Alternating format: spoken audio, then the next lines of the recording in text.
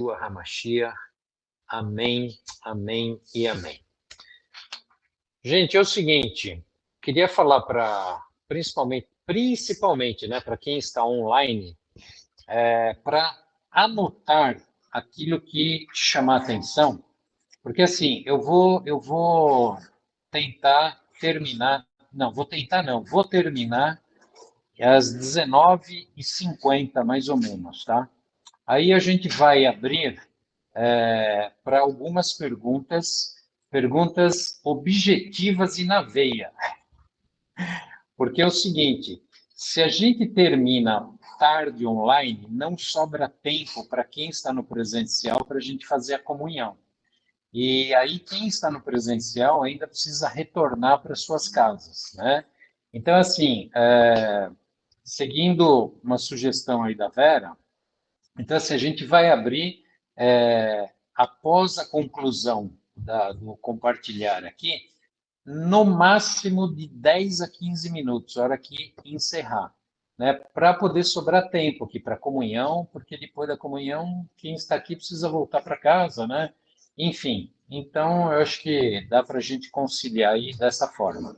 Tá bom, gente? Então, só relembrando aqui do que a gente compartilhou na semana passada, que o tema é a mentalidade grega versus a mentalidade hebraica, né?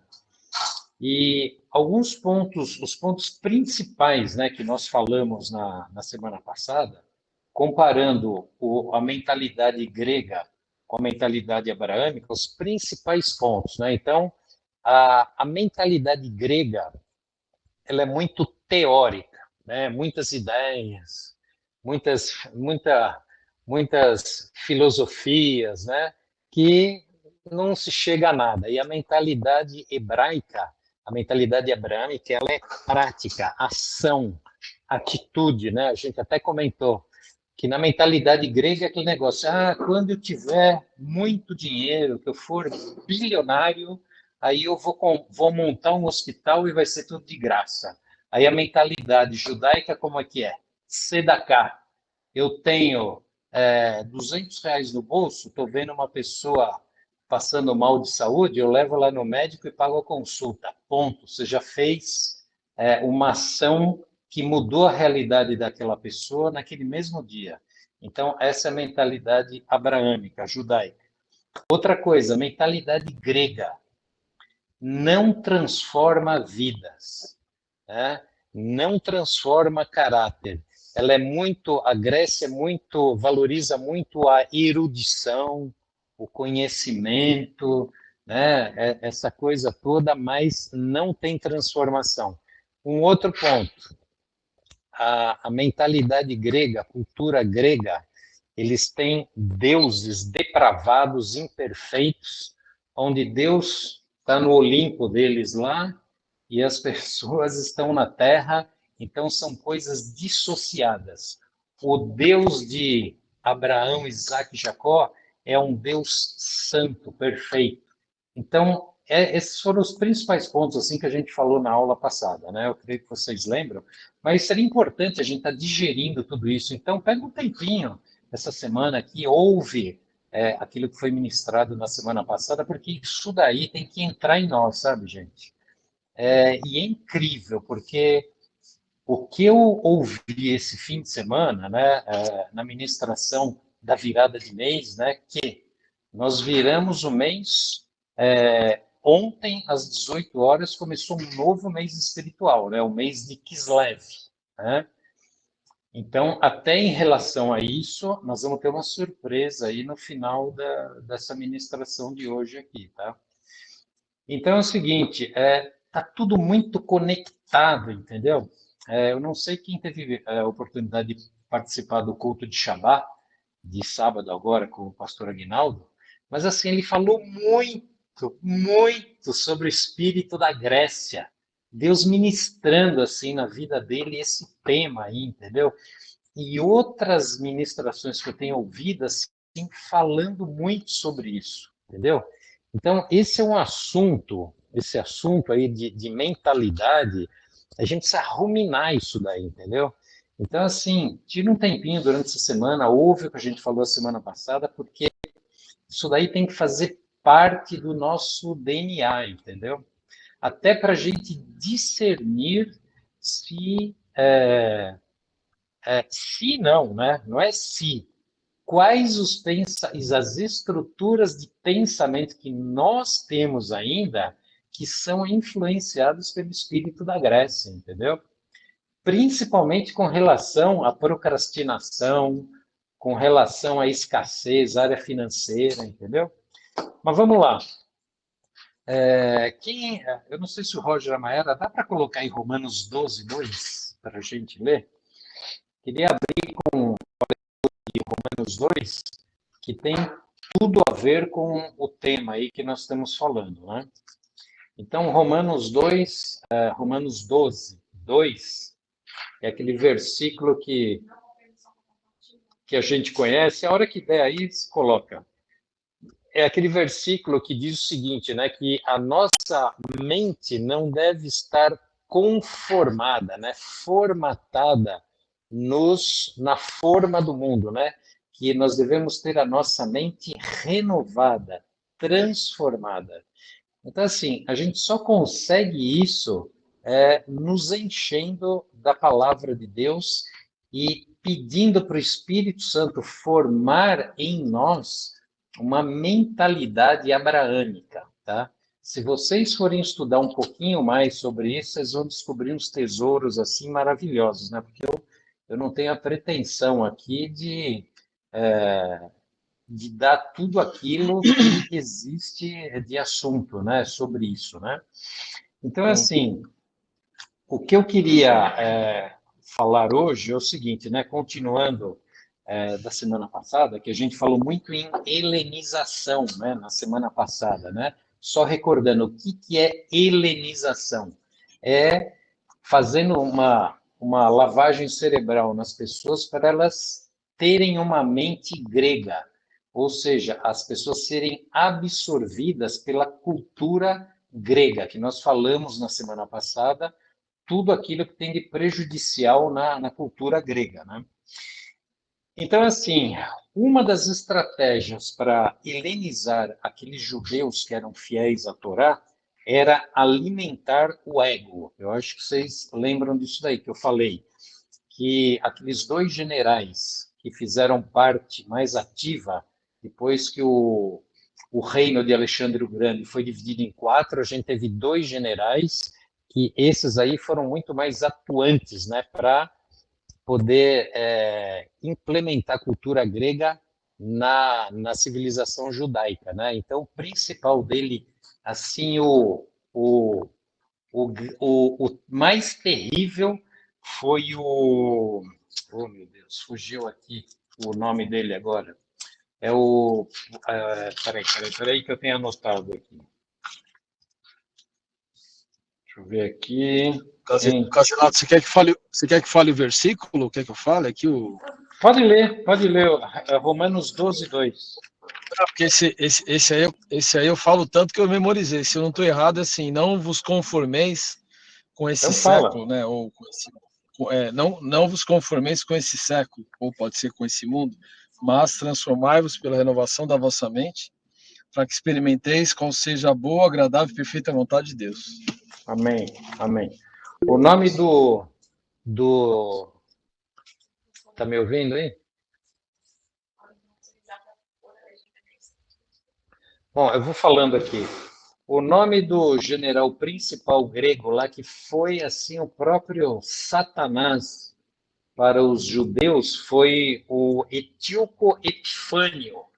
Esse nome é muito conhecido, né? Etíoco Epifânio. Etíoco Epifânio. Então, assim, ele começou a alimentar o ego dos judeus, dando cargos de governador, dando cargos de príncipes, dando cargo de sacerdotes, entendeu? Então, essas foram algumas estratégias, né, para helenizar os judeus. Outra estratégia para helenizar os judeus foi abandono da Torá, tá? Foi outro ponto. Outro ponto foi a prática da cultura grega no dia a dia. Então, assim, dependendo com quem você anda no dia a dia, você é totalmente influenciado. Então, assim, Etíoco Epifânio e o outro general, eles promoviam, assim, muitos shows, muitos eventos de artes, misturado com isso, orgias, muitos entretenimentos, entendeu? Para quê? Distração. Todo mundo já deve ter ouvido aquela frase, né? Dá para o povo pão e circo, né? Pão e circo. Então, quando você arruma todas essas distrações, você vai paganizando e contaminando a mente das pessoas e o espírito. Que nem, por exemplo, de uma forma assim, totalmente atual, né? A gente vê hoje, eu digo isso por mim, entendeu? Eu já cheguei a virar madrugada vendo série, entendeu? Do Netflix. Você começa. Um dos negócios mais terríveis que tem é série, entendeu? Inclusive, já existem estudos do dano psicológico que séries geram em algumas pessoas, porque você cria um vínculo afetivo com os personagens, entendeu? Vai gerando um vínculo afetivo, depois quando acaba aquela série, você fica com um buraco dentro de você, parece que você perdeu um ente da família, entendeu? Alguém da família. Então, assim, a gente vê todos esses conteúdos aí do Netflix, né? Muitos desses filmes de terror, onde portais verdadeiramente são abertos na tela da tua televisão e você está abrindo a tua casa, entendeu? Para entidades influenciarem, entendeu? Então é um negócio muito sério, né? Filmes de magia, entendeu? Que nem, né? Uma sériezinha tão infantil assim, né? Tão inocente, né? Que nem o Harry Potter, né? Vocês acham que Harry Potter, por exemplo, aquilo é um negócio tão consagrado, né? A demônios, a entidades que a gente não faz nem noção, né? Que nem tem muita novela da emissora mais famosa aí, né? Da rede aberta, que é o seguinte: o script da novela o negócio fica em determinados lugares coberto com pipoca, entendeu? Ficam enterrados. A gente não tem noção do tipo de consagrações que existem desses conteúdos, que são o quê? Entretenimento, entendeu? O que tem de canal pornográfico hoje, entendeu? Que nem pornografia é um outro negócio que aprisiona completamente a pessoa. E a pornografia, quando ela chega a níveis extremos assim, leva a pessoa ao homossexualismo, porque é igual droga. Você vai querendo experiências diferentes, diferentes, até que chega uma hora que né, o relacionamento natural de homem e mulher já não satisfaz mais a pessoa. Então, ela às vezes vai querer provar uma outra experiência, entendeu? Então, assim, que nem outro detalhe, né? Enquanto eu estava lendo aqui, eu estava, né? A gente vai pensando nas coisas, né? Que nem só para completar essa questão do entretenimento, jogos digitais, né? Jogos digitais. Com certeza tem moçada aí, pessoas que viram à noite, entendeu? Jogando. Que nem agora com esses joguinhos que estão entrando aí, gente perdendo assim casa, carro, entendeu? Então, negócio muito complexo. Então, e isso tudo foi assim a grande contribuição, né, às artes, etc. E tal, da cultura grega, né? Então, assim, a gente tem que ter muito discernimento até que ponto a gente entra no entretenimento, entendeu?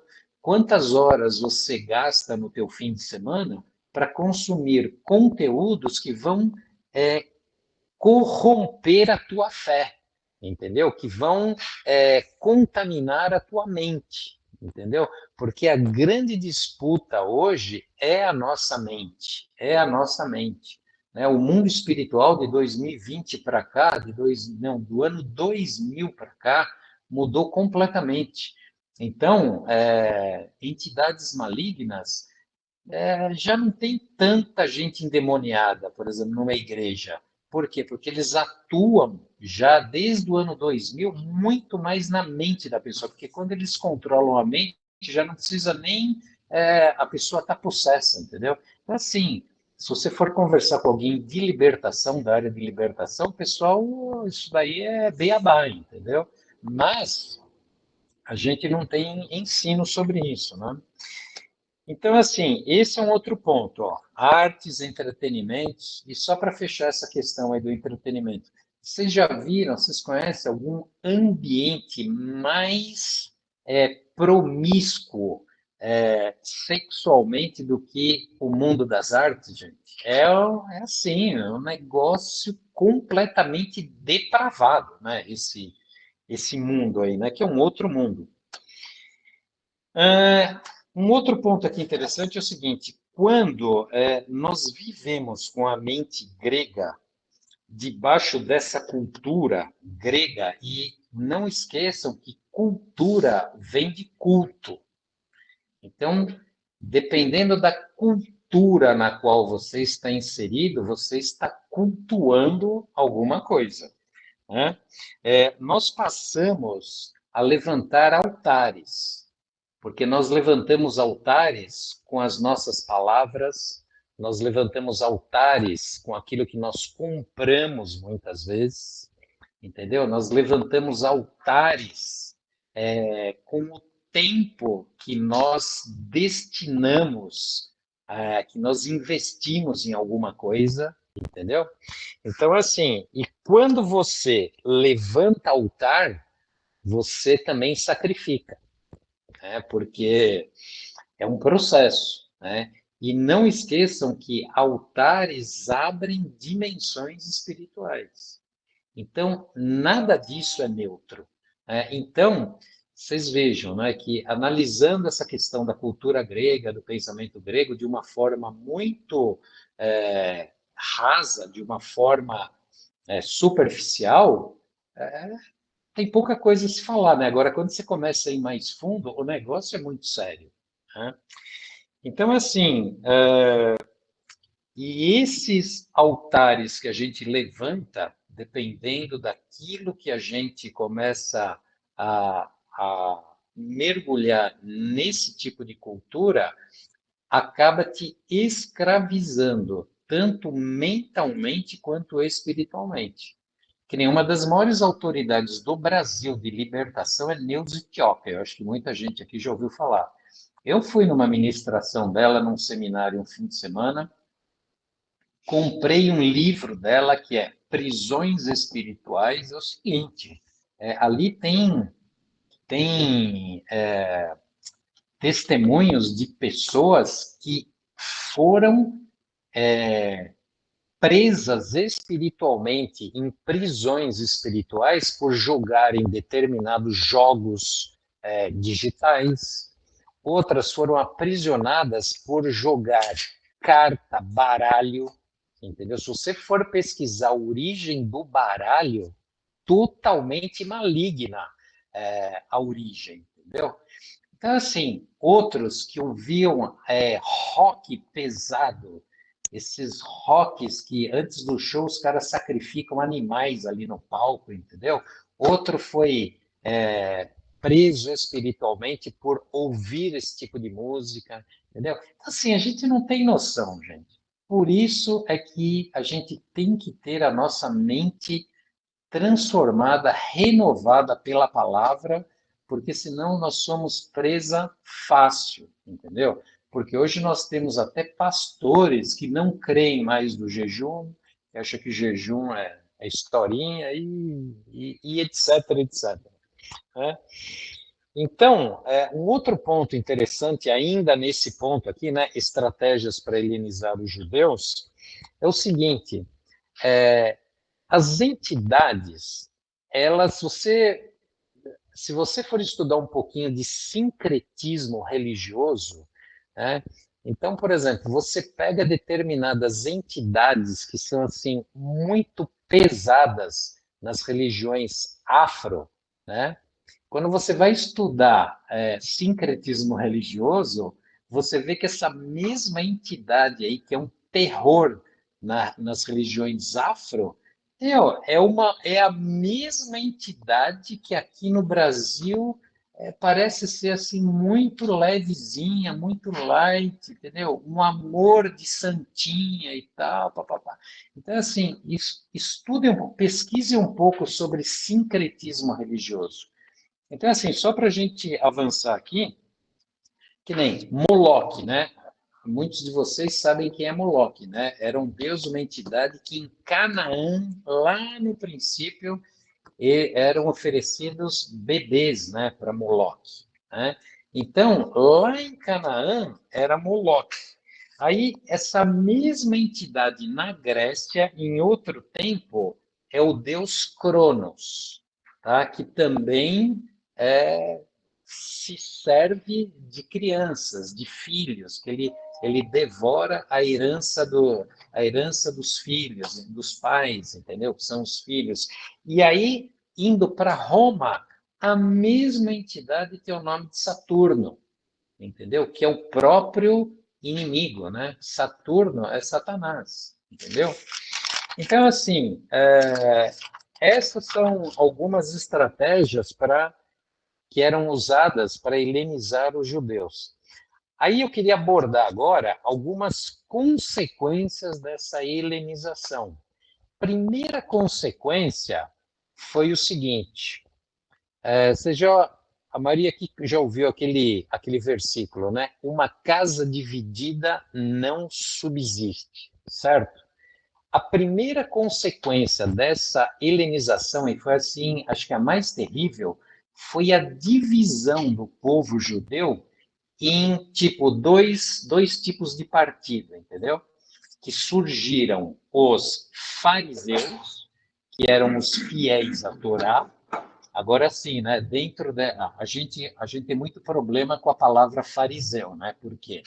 Porque essa palavra fariseu, ela foi muito distorcida na teologia que a gente recebe aí de Roma, né? Então, né, a gente só ouve falar, né, que fariseu era tudo hipócrita, né, e tal. E realmente Jesus, em várias situações, ele chamou mesmo alguns fariseus de hipócritas, mas a maioria dos fariseus eram os fiéis à Torá.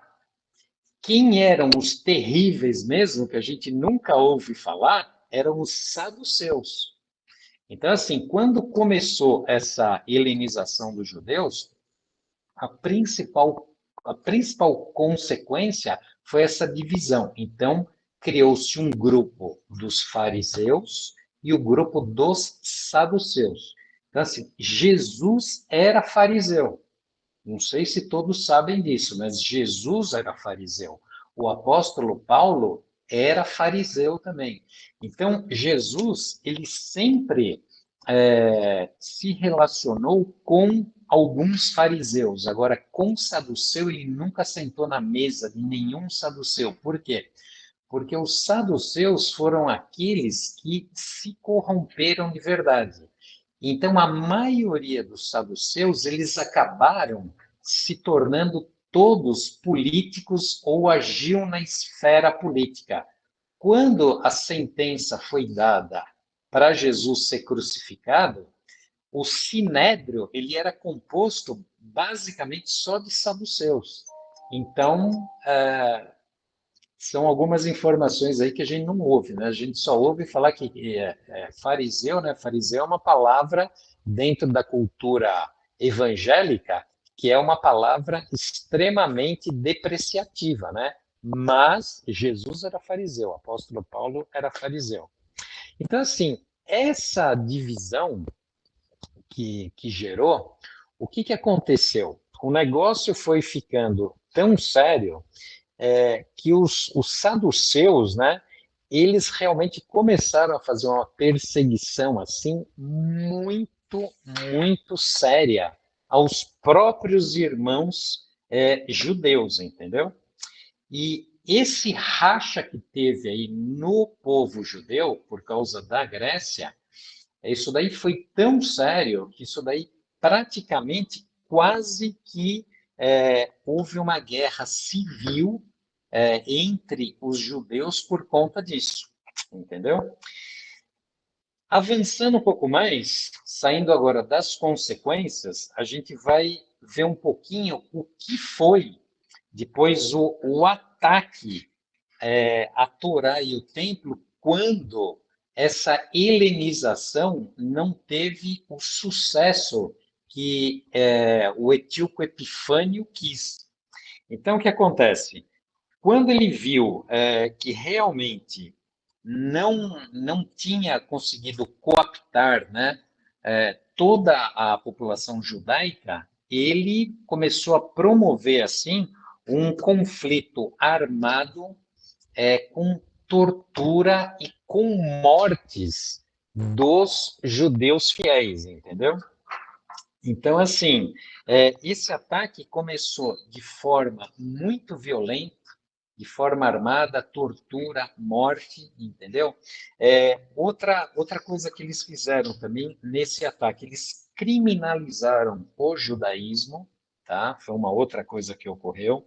Eles proibiram o estudo da Torá também, porque é um ataque direto à palavra. Eles começaram a queimar tudo quanto era Torá, também, um outro ponto. E o mais interessante aqui, né? Ó, proibiram também o quê? Proibiram o Shabá. Então, esse foi mais um ponto aí. Outra coisa, eles profanaram o templo, né? Começaram a sacrificar porcos no templo. Vocês imaginam o que é isso para a cultura judaica, né? Colocaram uma estátua de Zeus dentro do templo como sacrifício, como adoração oficial. Etíoco Epifânio, eles roubaram todos os tesouros de dentro do templo, a menorá que era de ouro, né? Essa menorá que tem hoje em Israel, se eu não me engano, ela custa 4 milhões de dólares, essa menorá, acho que são 32 quilos de ouro puro, né?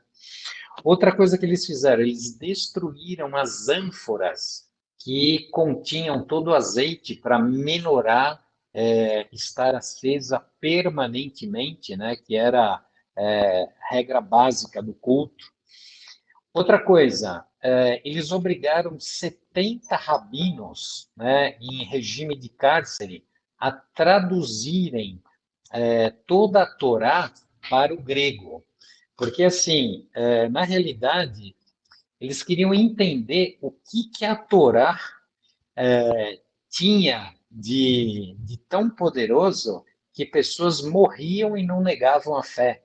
E eles não conseguiam realmente fazer com que as pessoas fossem absorvidas pela cultura grega. Então, eles obrigaram esses rabinos, 70 rabinos, presos separadamente para traduzir a Torá para o grego.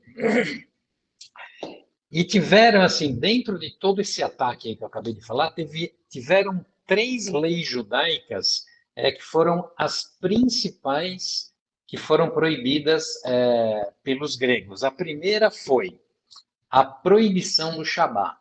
Essa foi a primeira. Por que o Shabá foi proibido? Muito interessante isso.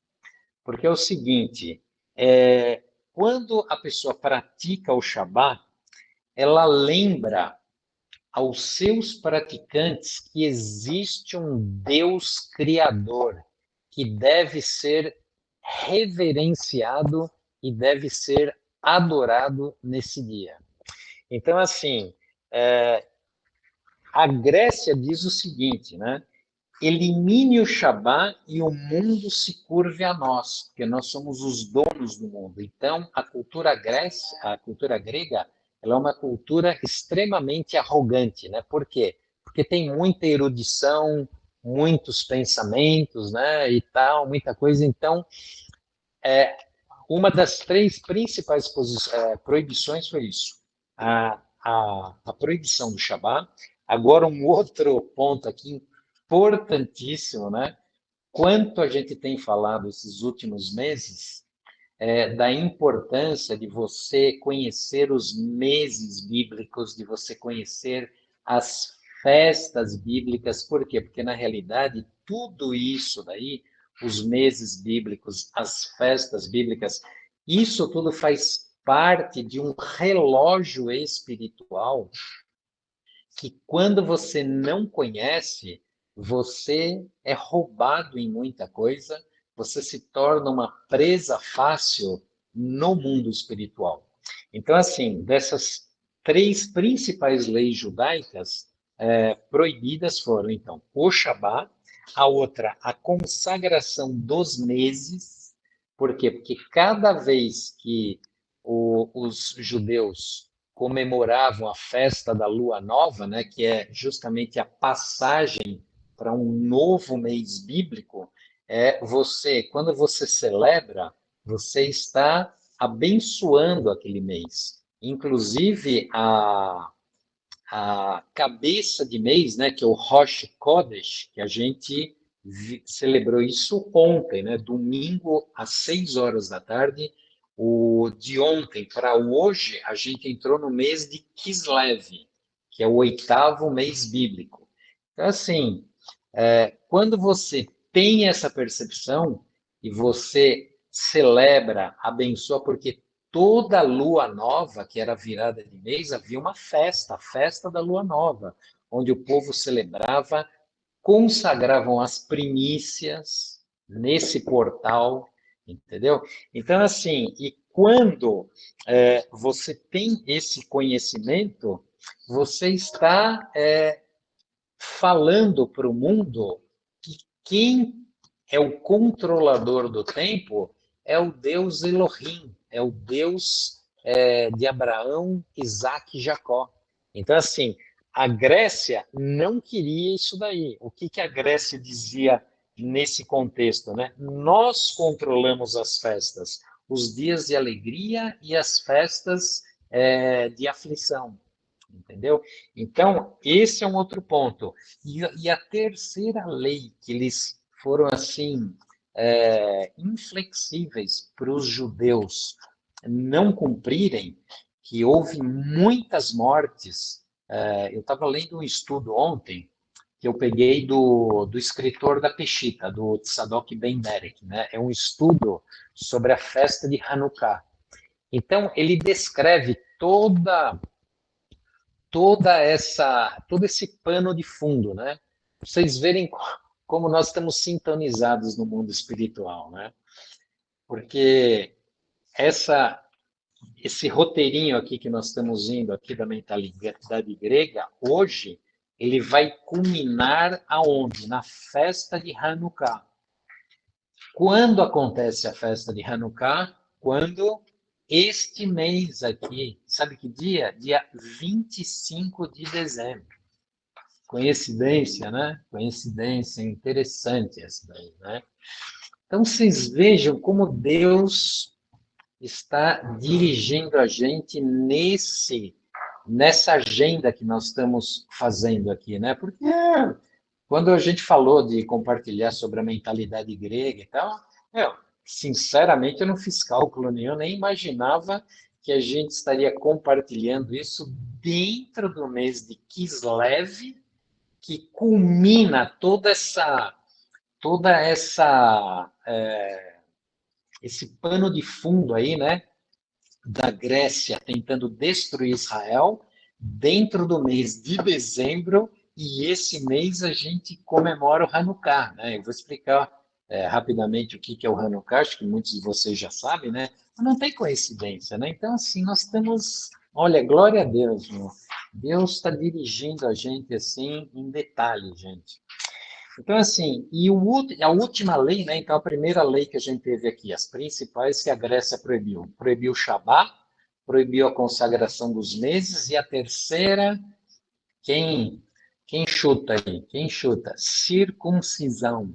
Circuncisão. Por quê? Essa é muito interessante. É o seguinte, a circuncisão, né, tem todo um apontamento, né, profético para o seguinte: quando você quando você faz a circuncisão, né, naquela época, né, você está fazendo uma aliança de sangue com o Deus Criador, consagrando a tua semente, né? Porque não é o órgão genital não foi por acaso escolhido. Por quê? Porque ali, né, no órgão genital do homem, ali está a semente dele para a sua descendência. Então, assim, nós como brasileiros, a gente não tem muito essa cultura de descendência, né? Mas a mentalidade abraâmica tem. E Deus é um Deus de gerações. O que nós estamos construindo hoje espiritualmente, a maioria das coisas irão para a nossa descendência. Então, a gente precisa construir coisas boas, porque a gente pode estar construindo bênção ou o contrário de bênção, né? Então, eles foram ali, ó, na circuncisão. E outro ponto interessante é o seguinte: a, a aliança da circuncisão, ela fala do seguinte, que é uma aliança que inclui tanto o corpo quanto a alma, quanto o espírito, né? Então, ela é uma aliança que ela tem essa dualidade, e isso daí aponta diretamente para o Deus Criador, que é a mesma fonte, que transforma tanto o corpo quanto a alma, quanto ao espírito. Porque quando nós cumprimos a lei de Deus, né, a lei é vida, né? Quando um povo que não tem lei, ele está no caos, né? Então, quando é caos, não tem lei, é igual o Velho Oeste, né? Que o camarada mata 6 pessoas ali, é quem é mais rápido no gatilho e não tem lei, né? Então a gente vê nesses filmes aí as injustiças que eram feitas, né? Então assim, a circuncisão representava essa união de dois mundos, corpo e alma, confirmando que ambos se originam na mesma fonte, ou seja, Elohim. Então, vocês vejam, né? As consequências disso, né? E com relação a isso, nessa questão da circuncisão, o que a Grécia diz sobre isso? É que esta aliança não desafia a nossa sabedoria, entre aspas, que visam dois mundos separados, né? Porque o corpo ele pode realizar os seus apetites e o espírito é outra coisa. Então isso faz parte da cultura grega o seguinte: os deuses deles estão lá em cima no Olimpo, como eles são imperfeitos, são depravados, eles estão lá e você está aqui. Então você faz o que você quiser aqui, porque eles não têm muita moral para interferir. Quando que na cultura judaica é totalmente o contrário, né? São as duas coisas juntas. Que horas são aqui? 15 para as 8. Eu acho que eu vou deixar o outro ponto aqui para a semana que vem. Mas aí eu vou dar só uma palhinha aqui da Hanukkah, né? Que o que eu ia comentar hoje vai chegar aqui na Hanukkah. Essa festa de Hanukkah, ela é uma festa que ela não é assim uma festa totalmente bíblica como as outras que a gente conhece, né?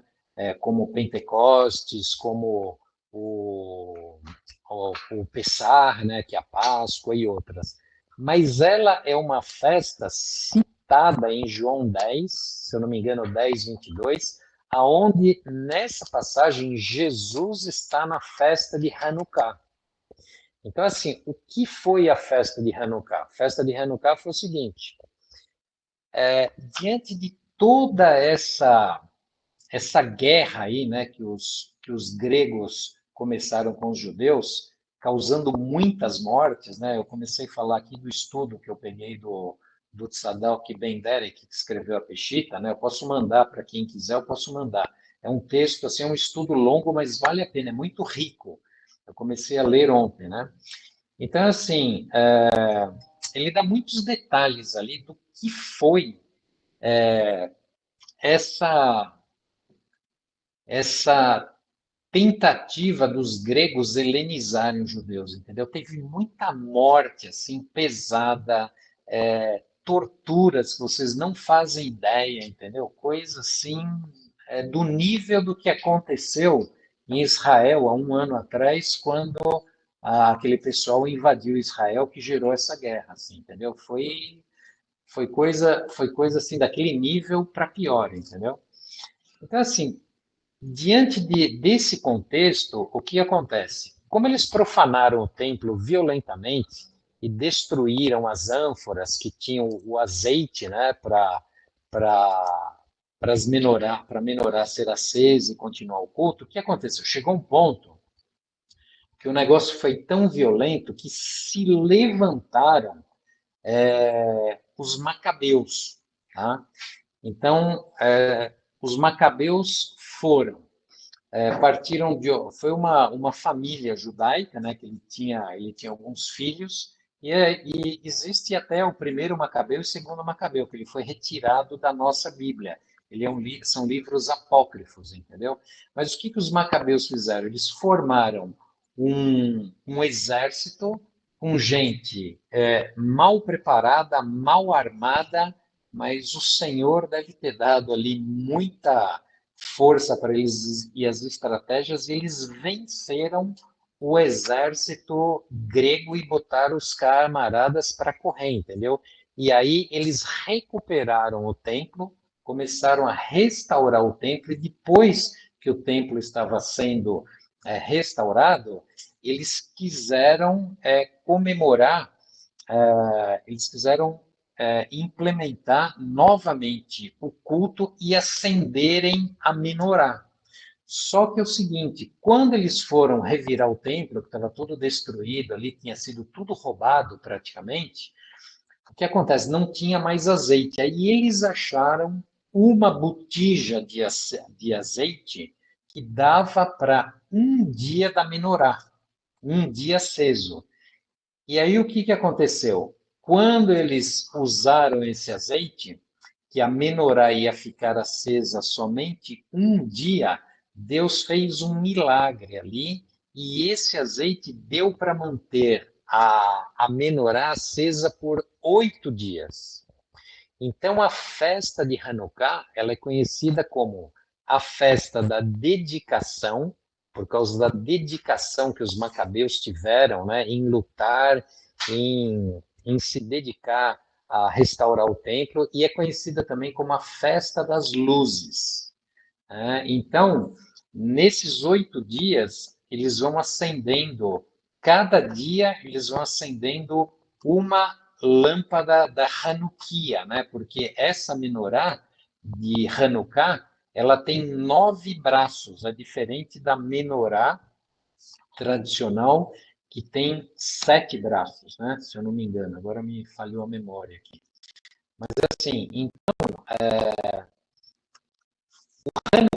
basicamente isso. Então, esse milagre que houve, né, ele tem toda uma simbologia, né, onde Deus, mesmo em meio ao caos, né, Deus traz luz, Deus traz esperança, né, Deus traz a vitória. Então, esse mês de Kislev é um mês que celebrado Hanukkah nesse sentido, entendeu? Então, assim, depois eu tenho esse estudo que eu acabei de falar para vocês aí, que é um estudo maravilhoso aí que a gente pode fazer, tá bom? Eu queria agora fazer o seguinte, vamos abrir aí para alguns comentários, quem quiser comentar, tá bom? E aí, ó, são 10 para as 8 agora, tá?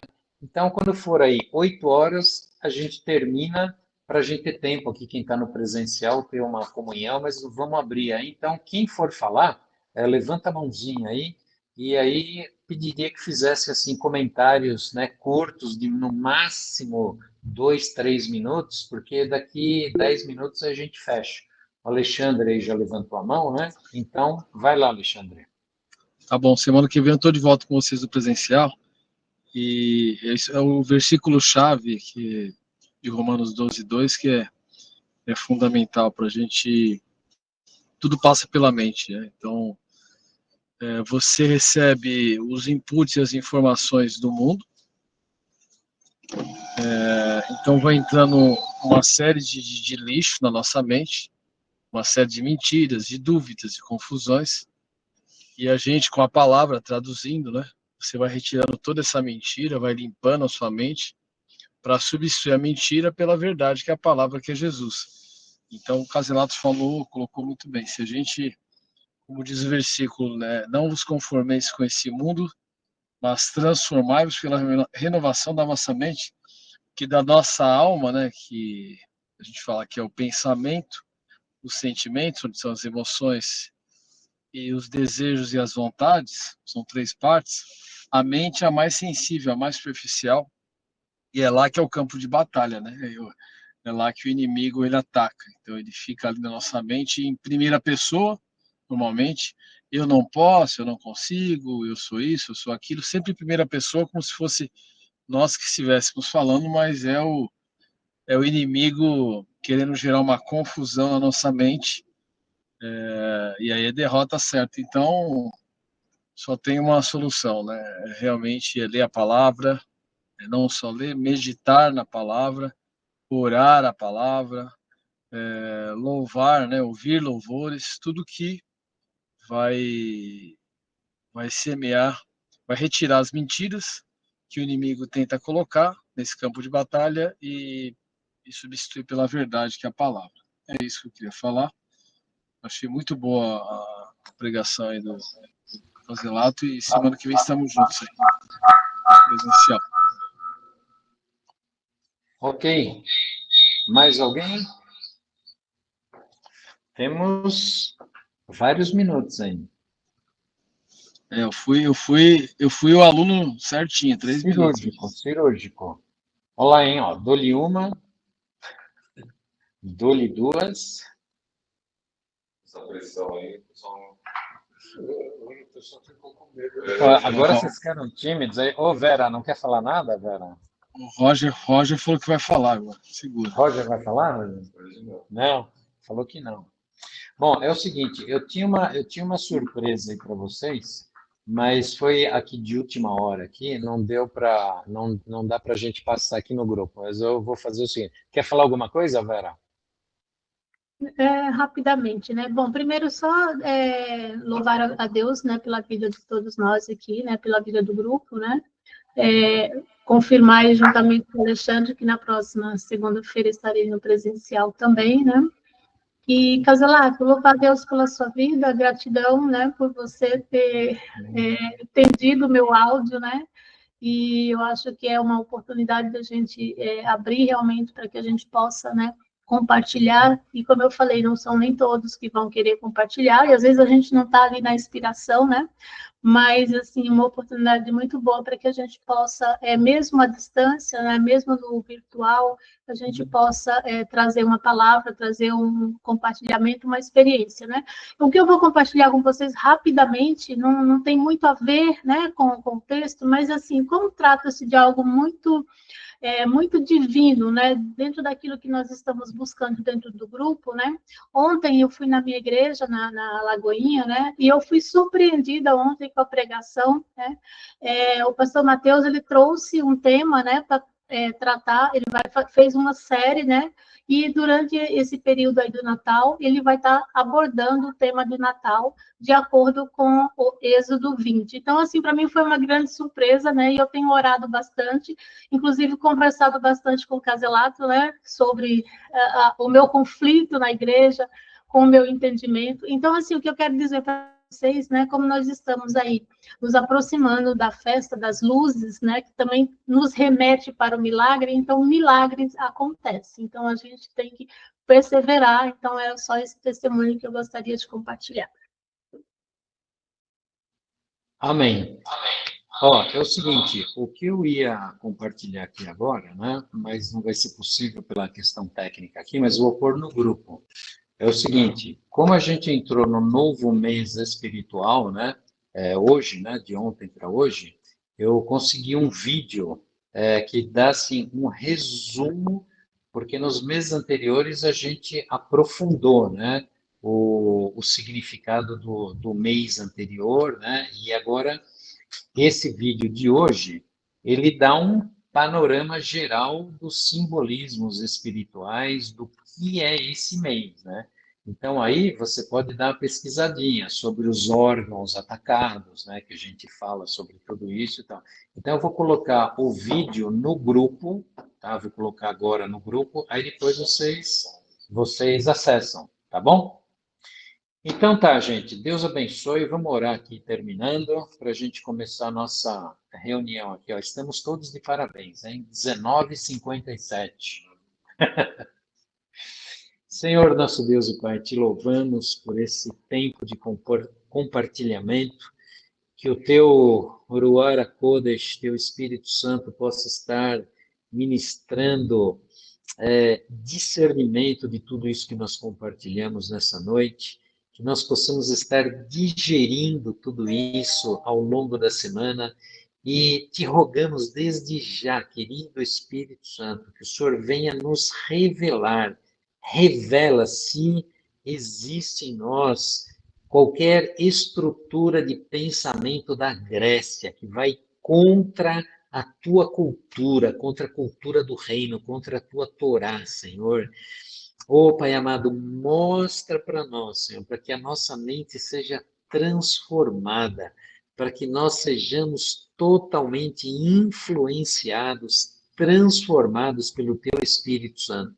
É o que nós te pedimos em nome de Yeshua HaMashiach, nosso Messias. Amém, amém e amém.